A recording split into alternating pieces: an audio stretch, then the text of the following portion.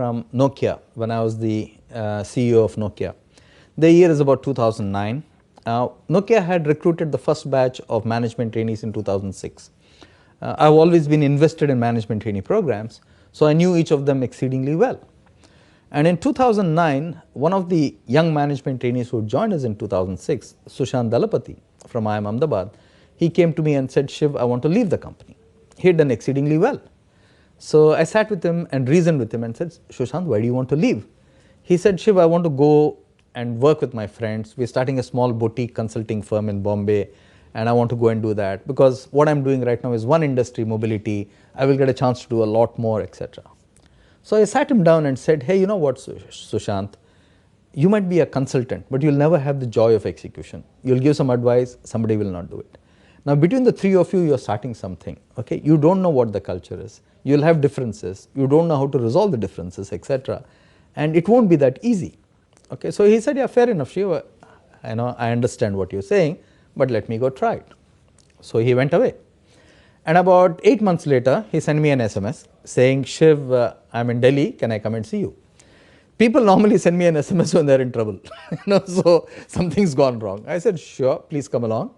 And he came to have a cup of coffee with me in my Nokia office. So he sat down, and I have great admiration for the boy. He said, Shiv, I want my job back, no conditions. I said, sure, you have your job back because I've always regarded you well. Now tell me what happened. So then he sat down and told me that, Shiv, as a consultant, I only advise, I cannot execute, and between the three of us, we had fights, this, that, etc.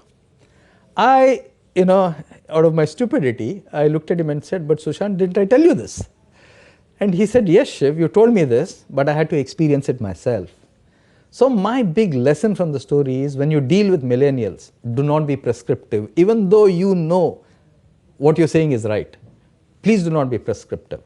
What I think I could have done better was, because I had the connect to the BCG, the McKinseys of this world, or the Bains of this world, or small boutique strategy companies, I could have directed Sushant there to say, go talk to them and come back, rather than give him a final answer. And I think parents tend to do that for us, and bosses, when you spend some time, tend to do it for subordinates. I would say in dealing with millennials, do not be prescriptive. What a powerful story, and I'm sure you'll agree that you'll be able to remember this for far longer than if Shiv just gave the advice. Don't be prescriptive, give people the experience. Don't be prescriptive, be a coach. That is the power of stories. When you use stories to illustrate a point, it becomes far more memorable than just sharing the point on its own.